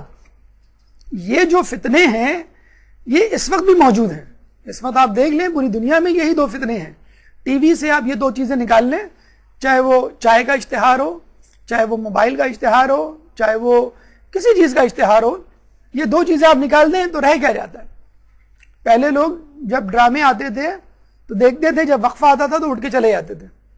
اب جب جو ہے ڈرامہ آتا ہے تو اٹھ کے چلے جاتے ہیں, اشتہار آتے ہیں تو بیٹھے رہتے ہیں. یہ مطلب لوگوں کا حال ہو گیا ہے. تو یہ حربے, پرانے حربے, آج کل کے حربے نہیں ہیں، اور آنے والے دور میں بھی یہی حربے ہوں گے، یہی 2 حربے ہوں گے کہ جن کو کیش کیا جائے گا۔ اب وہ زمانہ آ گیا ہے کہ ان بے حجاب عورتوں کو باقاعدہ سفیر بنایا جاتا ہے، ان کو بڑے بڑے کاموں میں نمائندگی دی جاتی ہے کہ آپ جو ہے غربت دور کریں، آپ جو ہے وہ جہالت دور کریں، آپ جو ہے لوگوں کے درمیان جو ہے وہ مصالحت کروائیں۔ تو یہ فتنہ پہلے بھی تھا، یہ آزمائش پہلے بھی تھی، آج بھی ہے اور آنے والے دور میں بھی ہوگی۔ اس کے لیے ہمیں پہلے سے تیار ہونا چاہیے۔ جب امام پر بادشاہ کا زور نہیں چلا تو امام کو اپنے دربار میں طلب کیا اور وہاں پہ ایک میوزیکل کنسرٹ منعقد کروایا۔ ابھی آپ کے یہاں انچولی میں کسی گراؤنڈ پہ میوزیکل کنسرٹ ہو جائے، کچھ نہ کچھ نہیں تو لوگ فقط دیکھنے کے لیے پہنچ جائیں، دیکھیں تو کون آیا ہے۔ تو اس زمانے کا جو مشہور سنگر تھا، پاپ سنگر تھا یا کلاسیکل سنگر تھا، مخارق نام تھا اس کا، اس کو بلایا، اس کو کہا کہ تم موسیقی بجاؤ۔ عورتیں پھر موسیقی، یعنی جو فسق و فجور کا ماحول ہو سکتا ہے وہ بادشاہ نے وہاں پہ روا رکھا۔ امام بیٹھے رہے، ان کی نظریں نیچی رہیں، اپنی عبادت میں مصروف رہے، اور ایک دفعہ جب بدتمیزی عروج پر ہو گئی، یعنی مامون اور وہ جو دیگر افراد ہیں جنہوں نے رکنے کا نام نہیں لیا، تو امام نے نظر اٹھا کے اس شخص یعنی مخارق کو کہا کہ اے بوڑھے شخص، بلکہ یہ کہا کہ اے بڑی داڑھی والے شخص۔ اس زمانے میں داڑھی رکھنا فیشن تھا، لوگ جو ہے داڑھی رکھ کے سارے کام کیا کرتے تھے۔ تو آج کل تو یہ ہوتا ہے کہ داڑھی والوں سے یہ توقع کی جاتی ہے کہ وہ گناہ نہ کریں، اس زمانے میں وہ ثقافت تھی۔ تو اے بڑی داڑھی والے شخص، کیا تجھے خوف خدا نہیں؟ یہ سنتے ہی مخارق کے ہاتھ سے تنبورا، جو اس زمانے کا گٹار ہوا کرتا تھا، وہ گر گیا اور ہمیشہ کے لیے اس کا حاج فالج زدہ ہو گیا۔ اب دیکھیے ہمارے امام میں یہ طاقت ہے کہ اگر پہلے سے فالج گرا ہو تو دعائے مشلول سکھا کر فالج صحیح کر دیں، دور کر دیں، ہاتھ صحیح کر دیں، اس کو دور کر دیں۔ اور یہ بھی طاقت ہے کہ ایک صحیح ہاتھ کو فالج زدہ بنا دیں۔ یہ ہے ہمارے ائمہ میں مشابہت، اولنا محمد و اوسطنا محمد و آخرنا محمد۔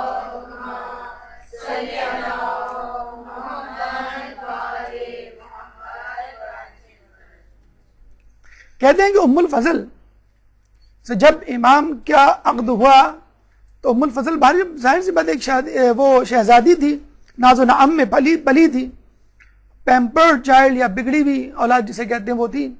امام کے ساتھ جب مدینے جانا پڑ گیا تو اس کو وہ سادہ سی زندگی، تقوی سے بھرپور زندگی، مطلب ایک تو وہ زمانہ تھا کہ جب کسی نے بی بی فضہ سے کہا کہ تمہاری جنت تو پکی، تم بڑی خوش قسمت ہو، تو اس نے کہا اے بدبخت، اہل بیت کی کنیزی کے بعد کس کو جنت کی پڑی ہے؟ ایک زمانہ وہ تھا، اور اب یہ زمانہ کہ ایک عورت بیوی ہے امام کی اور اس کو امام کا ماحول راس نہیں آ رہا، بار بار وہ خطوط لکھ دی اپنے باپ کو اور باپ جو ہے وہ اس کی نہیں سنتا۔ ایک وقت جب غالباً امام بھی وہیں تھے، مامون کے پاس آئی، مامون اس وقت جو ہے نشے میں تھا اور اس نے شکایت کرنی شروع کر دی امام کی۔ غصے میں اس نے تلوار نکالی، سواری پہ سوار ہوا، غلام کو ساتھ لیا، امام کے مکان پہ پہنچا اور امام کے جسم کے ٹکڑے ٹکڑے کر دیے۔ یہ بھی بس نہ چلا تو پھر تلوار کو ان کی گردن پہ رکھ کر ذبح کر دیا اور واپس آ کر سو گیا۔ ام الفضل رات بھر کانپتی رہی، روتی رہی۔ صبح جب مامون کی آنکھ کھلی تو اپنی بیٹی کو روتا ہوا دیکھا تو اس نے کہا کہ تم کیوں رو رہی ہو؟ اس نے کہا کل رات آپ نے یہ کیا ہے، اب میرے شوہر کو قتل کر دیا۔ مامون بڑا پریشان ہوا، اپنے غلام کو بلا کر پوچھا، غلام نے کہا ہاں بالکل آپ نے میرے سامنے قتل کیا، ٹکڑے ٹکڑے کیے امام کے جسم کے۔ تو مامون نے اپنے غلام کو کہا جاؤ بھاگ کے دیکھ کر آؤ کہ امام کا کیا حال ہے۔ جب غلام وہاں گیا تو دیکھا بڑے مزے سے امام لحاف میں سو رہے ہیں۔ اللہم صلی علی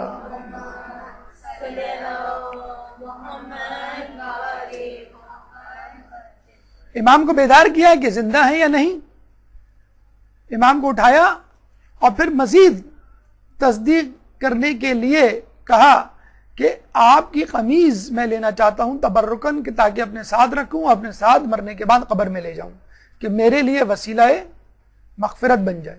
امام نے کہا میرے پاس بہت ساری قمیضیں ہیں، چاہوں تو وہ لے جاؤں۔ اس نے کہا نہیں مجھے یہی قمیض چاہیے جو اس وقت آپ پہنے ہوئے ہیں۔ امام سمجھ گئے یہ چاہ کیا رہا ہے۔ امام نے قمیض اتار کے اس کو دی تو اس نے دیکھا کہ آپ کے جسم پہ ایک خراش تک نہ تھی. قمیض لے کر مامون کے پاس واپس آیا, کہنے لگا کہ امام تو زندہ صحیح سلامت ہے, جسم پر ایک خراش نہیں. تو مامون جو ہے اور چکرا گیا, اور اس نے اپنے ایک دوست کو بہت سارے تحفے تحائف درم و دینار دے کے بھیجا کہ جاؤ امام سے کہو کہ مجھے معاف کر دے. وہ دوست درباری امام کے پاس پہنچتا ہے اور کہتا ہے کہ آپ اس کو معاف کر دیں, اور وہ نشے میں تھا اور اس سے غلطی ہو گئی. اور پھر یہ کہا جاتا ہے کہ جب مامون کی امام سے ملاقات ہوئی تو مامون نے امام سے پوچھا وہ کیا وجہ تھی, کس سبب آپ کے بدن کو ایک گزند نہ پہنچی اور آپ زندہ سلامت رہے. تو امام نے ایک تعویذ نکال کے دکھایا کہ یہ وہ تعویذ ہے جو ہماری جدہ نے ہم کو دیا ہے, جو ہمارے پاس رہتا ہے, سوائے موت کے ہر قسم کی مصیبت سے ہم کو بچا سکتا ہے. حرز جواد کا تعویذ. جب مامون نے امام سے وہ تعویذ طلب کیا تو امام نے وہ تعویذ اس کو بھی دیا, اپنے قاتل کو, اپنے باپ کے قاتل کو وہ تعویذ کہ جو اس کی حفاظت کرے. یہ امام کی جود و سخا تھی کہ وہ جواد کہلائے. یہ امام کا جسے کہتے ہیں کہ اپنے دشمنوں سے برتاؤ تھا, کہ جو ہمیں بتلاتا ہے کہ ہم اپنے دشمنوں کیا دوستوں سے کیسے برتاؤ کریں. امام نے اپنے دشمنوں سے وہ برتاؤ کیا کہ جو اپنے ہم دوستوں سے نہیں کیا کرتے. یہ وہی اخلاق ہے کہ جو رسول اللہ صلی اللہ علیہ وآلہ وسلم نے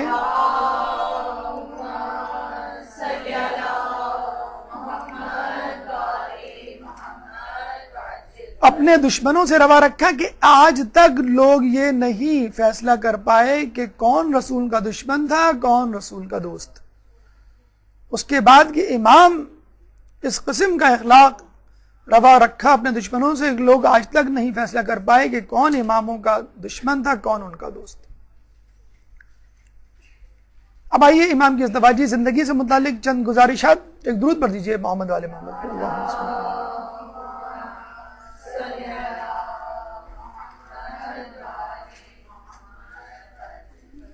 آپ کی پہلی بیوی ام الفضل, مامون کی چھوٹی بیٹی, 2003 سے 2018 تک اس نے مسلسل مامون کو آپ کے بارے میں شکایت نامے لکھے, اور جب مامون کا انتقال ہو گیا تو اس نے اپنے چچا معتصم کے بادشاہ بننے پر دوبارہ ان کو خطوط لکھنے شروع کیے. معتصم نے جو ہے امام کو بغداد طلب کر لیا اور قتل کی سازش کو انجام دیا. ام الفضل گھبرائی, امام نے جاتے جاتے اس کو بددعا دی کہ تجھ کو ایک ایسا ناسور لگے گا کہ جو کسی سے ٹھیک نہ ہوگا اسی سے تیری موت ہوگی. اور امام کی شہادت کے بعد ام الفضل کو ایک ایسی بیماری لگی کہ اس کا سارا پیسہ اس بیماری کے علاج پر خرچ ہو گیا, لیکن وہ اس بیماری سے کبھی صحت یاب نہ ہو سکی. آپ کی دوسری بیوی سمانہ مغربیہ, ان کا تعلق بھی مغرب سے تھا. امام کی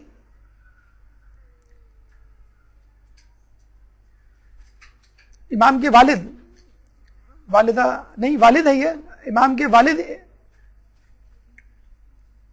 امام نقی امام کے صاحبزادے کہ جن سے اولاد چلی, اور یہ ان کی اولاد جدی رضوی سادات کہلاتی ہے. دوسرے صاحبزادے موسیٰ مبرقہ جن سے نسبی رضوی سادات نکلے, اور فاطمہ اور امامہ. اچھا, جیسے آپ کو شاید پہلے بھی بتایا ہو کہ امام تقی, امام نقی, امام حسن عسکری, ان تینوں کی اولادیں بھی رضوی کہلاتی ہیں. اصول ان کو تقوی, نقوی اور عسکری کہنا چاہیے. اور کچھ لوگ آپ کو نظر بھی آئیں گے جو اپنے آپ کو تقوی, نقوی یا عسکری کہتے ہیں, لیکن جو لوگ اپنے آپ کو رضوی کہتے ہیں در حقیقت وہ بھی تقوی, نقوی یا عسکری ہیں. لیکن چونکہ امام رضا اپنے زمانے میں بہت زیادہ مشہور تھے, اس لیے ان کی اولادوں نے, یعنی ان کے پوتوں اور پڑ پوتوں نے امام تقی, امام نقی اور اس کے بعد کے اماموں نے بھی اپنے امام کے اولادوں نے بھی اپنے آپ کو امام رضا سے منسوب کیا. تو جو خود امام نقی کی اولاد سے تھے تو وہ جدی رضوی سادات کہلائے, کیونکہ ان کے جد یعنی امام تقی اور ان کے والد امام رضا ان کی نسبت سے اپنے آپ کو جوڑتے ہیں. اور موسیٰ مبرقہ چونکہ یہ غیر معصوم تھے, امام نہیں تھے, تو ان سے جو اولادیں نکلی وہ اپنا رشتہ امام رضا سے جوڑتے ہیں. تو ہوتا یوں تھا کہ اگر امام کی اولاد امام ہے اور اس کی اگر اولاد ہوتی ہے تو وہ اپنا رشتہ اپنے والد سے جوڑتے ہیں، اور اگر امام کی اولاد معصوم نہیں ہوتی یعنی امام نہیں ہوتی تو وہ اپنا رشتہ اپنے چچا سے جوڑتے ہیں. تو یہ نسبی رضوی سادات کہلائے. موسیٰ مبرقہ کے بارے میں کہا جاتا ہے کہ انتہائی خوبصورت، انتہائی حسین تھے، اتنے زیادہ کہ اپنے چہرے پر نقاب ڈال کے چلا کرتے تھے. انہی کی نسل سے سید احمد اور محمد اعرج تھے، اور انہی سے ہمیں رسول اللہ کی جو حدیث ملتی ہے داڑھی کا مونڈنا مسلح کرنے کے مترادف ہے، یعنی جیسے کسی نے اپنے ناک کان کاٹ دیے ہوں، اپنے چہرے کا مسلح کر دیا ہو، ایماسیشن.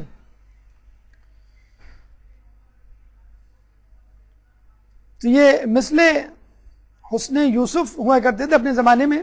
ان کے بارے میں ہمیں یہ بھی ملتا ہے کہ ایک دفعہ بادشاہ نے ان کو طلب کیا اور ان سے وہی شرارت کرنے کا فیصلہ کیا مامون نے کہ جو امام سے کیا تھا کہ ان کو موسیقی کی محفل میں بلایا جائے اور ان کو ناچ گانے سنوائے جائیں، ان کو بہکایا جائے، نعوذ باللہ.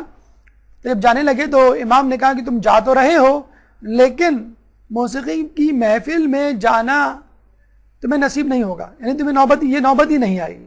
تو ان کو کچھ اطمینان ہوا. جب وہ بغداد گئے تو مامون نے ان کو کہیں رکوایا اور اس دوران ہی مامون کا انتقال ہو گیا. تو وہ اس محفل میں جانے ہی سے جسے کہتے ہیں کہ بچ گئے. امام کی ایک اور بہن ہمیں ملتی ہیں حکیمہ خاتون، جن کی قبر مبارک سامرہ میں ہے اور جن کے بارے میں کہا جاتا ہے کہ انہوں نے امام زمانہ کی ولادت میں اہم کردار ادا کیا. اللہ صلی اللہ علیہ.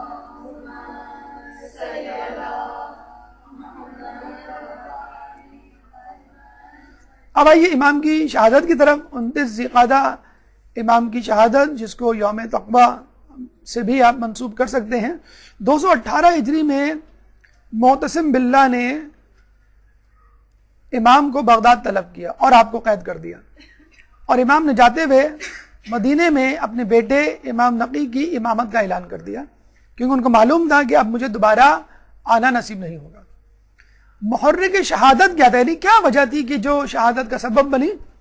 آپ کو معلوم ہے کہ یحییٰ ابن اقسم اور دیگر علماء اور دیگر وزراء امام سے حسد کرنے لگے تھے کہ ہم جب بھی کوئی بات کرتے ہیں، کسی بات کا جواب دیتے ہیں، امام اس کو باطل قرار دیتے ہیں اور اپنی حجت ایسی بیان کرتے ہیں منطق کے تمام لوگ ان کی بات کو تسلیم کر لیتے ہیں. یحییٰ ابن اقسم کے سامنے چور کی سزا کا مسئلہ درپیش ہوا تو دربار میں موجود لوگ اس بات میں بحث کرنے لگے کہ چور کا ہاتھ کہاں سے کاٹا جائے. کسی نے کہا کہ کوہنی سمیت یعنی کوہنی تک کاٹا جائے، کیونکہ قرآن میں ہے فَغْسِلُوا وُجُوهَكُمْ وَأَيْدِيَكُمْ إِلَى الْمَرَافِقِ، چہرے کو اور ہاتھ کو کوہنیوں تک دھو. قرآن میں اس کا تذکرہ موجود ہے. اپنے چہروں کو اور اپنے ہاتھوں کو کوہنیوں تک دھو، إِلَى الْمَرَافِقِ. تو اس کا مطلب کیا ہوا؟ کوہنیاں ہاتھ میں شمار ہوتی ہیں. لیکن کچھ لوگوں نے کہا کہ اسی آیت میں آخری ٹکڑا ہمیں کہتا ہے کہ ہاتھ میں کوہنیاں شمار نہیں ہوتی، اور اللہ فرماتا ہے کہ اگر پانی نہ ملے یا کسی بیماری میں مبتلا ہو تو فَامْسَحُوا بِوُجُوهِكُمْ وَأَيْدِيَكُمْ، کہ مسح کرو اپنے چہرے کا اور ہاتھ کا. اس میں کوہنی شامل نہیں ہے. جب آپ مسح کرتے ہیں تو مسح ہتھیلی تک ہوتا ہے، کلائی تک ہوتا ہے. تو ہمیں چاہیے کہ چور کا ہاتھ کلائی تک کاٹیں. امام کو بلایا گیا، بھئی آپ بتائیں کہ کوہنی تک کاٹیں یا کلائی تک کاٹیں؟ تو امام نے کہا کہ نہ کوہنی تک نہ کلائی تک، چور کا ہاتھ فقط انگلیوں کی جڑ تک کاٹو، یعنی انگلیاں کاٹی جائیں. اور اب ایران، ابھی بھی آپ جائیں ایران میں، جب جو چور کی سزا ہے وہ انگلیوں کا کاٹنا ہے، اور سعودی عرب میں جو چور کی سزا ہے وہ ہتھیلیوں سمیت کاٹنا ہے. ابھی تک وہ بہرحال اس فلسفے پہ قائم ہے. ہمارے یہاں جو ہے انگلیوں کی جڑوں تک ہے. کیوں؟ امام نے کہا کہ حدیث کے مطابق اعضائے سجدہ 7 ہیں: دونوں پاؤں کے انگوٹھے، دونوں پاؤں کے گھٹنے، دونوں ہاتھوں کی ہتھیلیاں 6 اعضاء اور پیشانی 7 اعضاء ہیں. اگر تم اس کی ہتھیلی کاٹ دو گے تو اس کا سجدہ نہیں ہو پائے گا، وہ اپنے ایک اعضائے سجدہ سے محروم ہو جائے گا. یہاں ہمیں ثقلین کی اہمیت کا اندازہ ہوتا ہے کہ فقط قرآن پڑھ کر اس کا ترجمہ سمجھ کر اپنی قیاس پر عمل کر کے کوئی بھی ہدایت نہیں پا سکتا جب تک ثقلین میں سے دوسرا ثقل یعنی اہل بیت کی تفسیر اور تشریح اور توضیح اور تفصیل موجود نہ ہو. اور اس کے بعد یحییٰ بن اقسم نے وزراء کے ساتھ یہ چال چلی کہ اب بادشاہ کو بتلا دینا چاہیے کہ ہماری عزت تو آپ نے خاک میں ملا ہی دی، اب آپ کی باری ہے. جس طرح ان کے والد محترم نے مامون کے مقابلے میں آنے کی کوشش کی اور ان کی شہرت اتنی بڑی کہ قریب تھا کہ وہ مامون کو ہٹا کر قیام کرتے اور خود خلافت پہ قبضہ کر لیتے، حالانکہ ایسا کچھ نہیں تھا لیکن خوف تھا ان کو. تو جس طرح مامون نے قتل کر دیا، اب آپ کا جو ہے وہ وقت ہے، اب آپ کی باری ہے. اب ہماری وزارت، عزائیت، شہرت، عزت، علمیت سب خاک میں مل چکا ہے. اب لوگ آپ کی طرف دیکھ رہے ہیں کہ امام کم آپ کو اپنے تخت و تاراج سے محروم کریں، کیونکہ لوگوں نے یہ سمجھنا شروع کر دیا ہے خلافت کا حق امام تقی کو ہی ہے. چنانچہ اس نے وہی کچھ کیا جو اس سے پہلے کہ بادشاہ نے کیا کہ امام کو انگور میں زہر ملا کر دے دیا.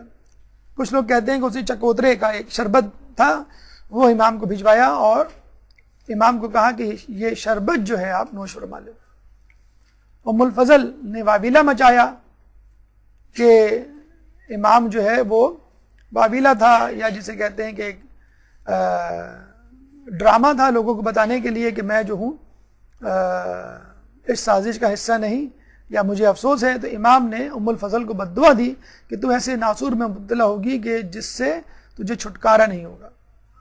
29 ذی القعدہ 220 ہجری کو امام کو زہر سے شہید کیا گیا. تجہیز و تکفین امام نقی نے باجاز خدا بندی مدینے سے بغداد آ کر طی العرض کر کے انجام دی. اور یہ ہمارے یہاں عقیدہ ہے کہ امام کو غسل و کفن معصوم ہی دیا کرتا ہے. تدفین یعنی سرکاری تدفین کہہ لیجئے واسق بن معتصب نے انجام دی. اور یہ ہوا کرتا تھا کہ پہلے امام کی جو ہے وہ تجہیز و تفکین اور نماز جنازہ امام پڑھا دیا کرتے تھے، اور پھر بادشاہ آ کر اعلان کیا کرتے تھے کہ اب ہم نماز جنازہ پڑھائیں گے اور ان کی تدفین کریں گے سرکاری طور پہ. یعنی سرکار کا ان کی شہادت یا موت پہ موت میں کوئی ہاتھ نہیں ہے. آخر میں امام سے متعلق، امام سے منسوب چند اقوال حکیمانہ لیتے چلیں تاکہ ہم اپنی زندگیوں کو ان کے افکار سے سجائیں. ایک درود بردے محمد والے محمد.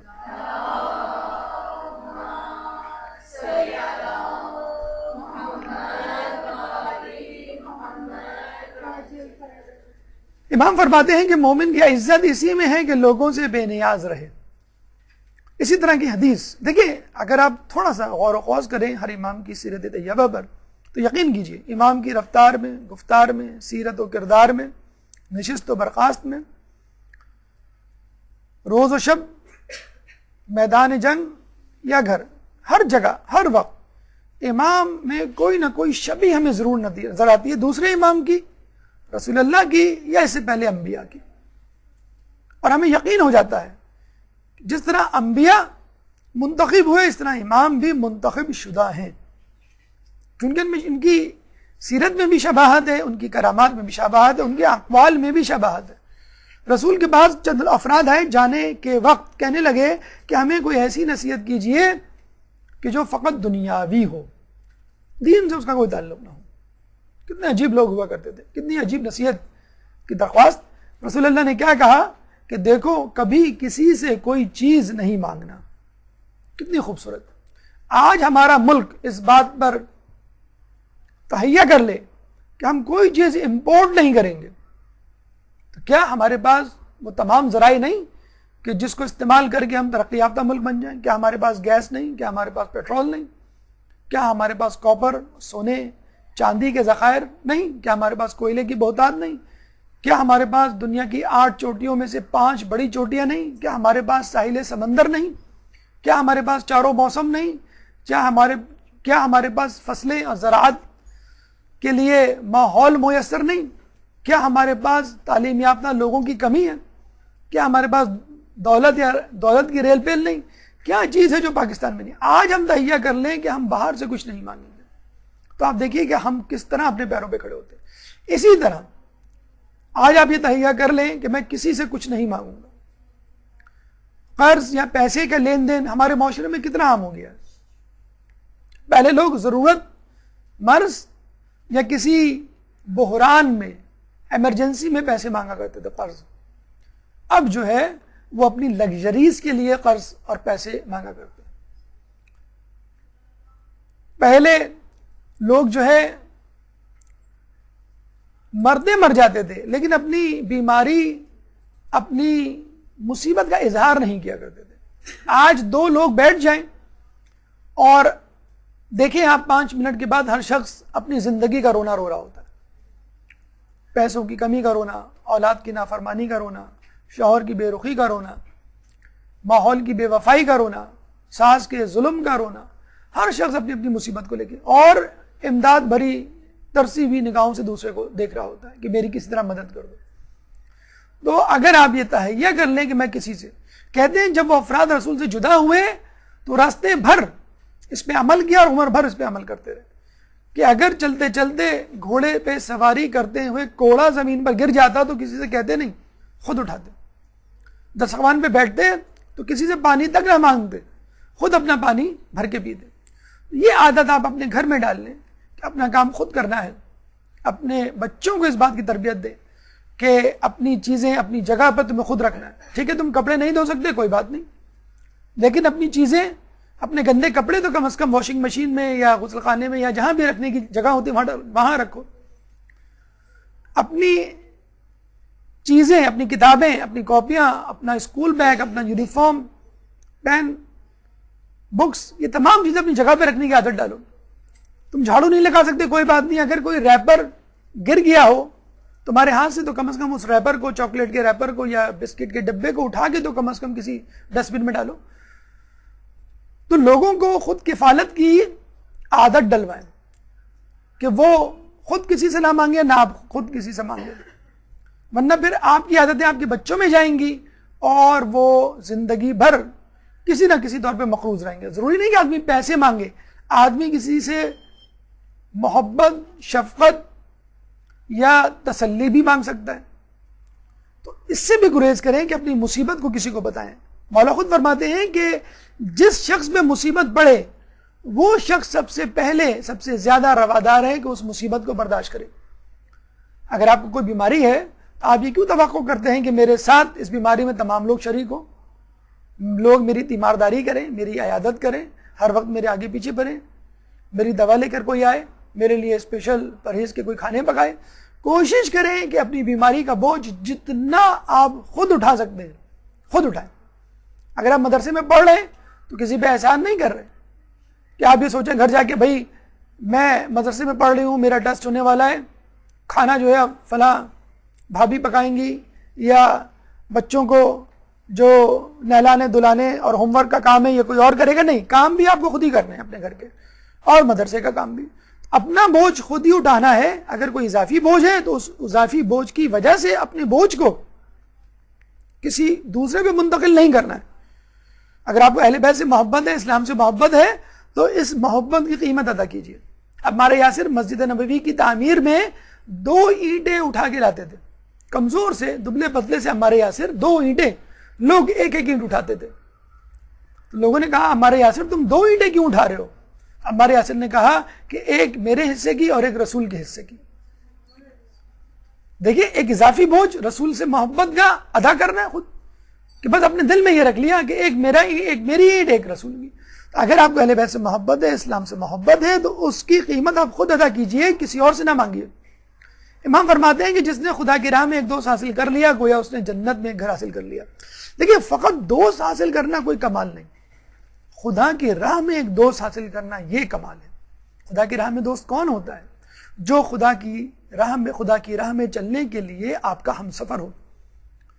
رسول اللہ شادی کے دوسرے دن جب بی بی کے گھر میں آتے ہیں تو مولا سے پوچھتے ہیں تم نے فاطمہ کو کیسا پایا؟ تو مولا کیا جواب دیتے ہیں؟ خدا کی اطاعت میں بہترین معاون۔ یہ ہے بہترین بیوی، یہ ہے بہترین شوہر، یہ ہے بہترین دوست جو خدا کی اطاعت میں آپ کا معاون بنے۔ کیسے؟ آپ کو اپنی برائیاں دکھائے، آپ کو نصیحت کرے، آپ کو مشورہ دے، امر بالمعروف و نہی عن المنکر کرے، نیکیوں کی طرف ترغیب دے اور برائیوں سے آپ کو بچائے۔ امام فرماتے ہیں جس نے خواہشات کا اتباع کیا اس نے دشمن کی تمنا پوری کر دی۔ ایک اور جگہ ہمیں ملتا ہے دشمن سے بہترین انتقام اپنی نیکیوں میں اضافہ کر کے کرو، یہ ہے انتقام۔ آپ کہتے ہیں نا کہ بغیر شیعہ افراد جو ہیں ہمارے دشمن ہیں، امام بارگاہوں پہ حملے ہو رہے ہیں، ٹارگٹ کلنگز ہو رہی ہیں، ہم سے نفرت کا اظہار کیا جا رہا ہے۔ اب آپ کیا اس کے بدلے میں آپ بھی ٹارگٹ کلنگ کریں گے، آپ بھی بم کے دھماکے کریں گے، آپ بھی کیا نفرت کے ساتھ؟ جنہیں آپ اپنی نیکیوں میں اضافہ کریں، آپ اپنے حجاب کو مضبوط بنائیں، آپ داڑھی رکھیں، آپ نمازوں کا اہتمام کریں، آپ روزے رکھیں، خوش اخلاقی کا مظاہرہ کریں، آپ جو ہے گناہوں کو ترک کریں اور اچھے انسان بنیں کہ لوگ کہیں کہ تم کس کے ماننے والے ہو، تمہارا مذہب کیا ہے، وہ کون سی طاقت ہے جو تمہیں صراط مستقیم پر قائم رکھی ہوئی ہے۔ تو یہ صفات پیدا کر کے آپ اپنے لیے جنت کی راہ بھی ہموار کریں گے اور اپنے دشمن سے بھی انتقام لیں گے اور اس کی تمنا ادھوری رہ جائے گی، یعنی آپ کو نیست و نابود کرنے والی۔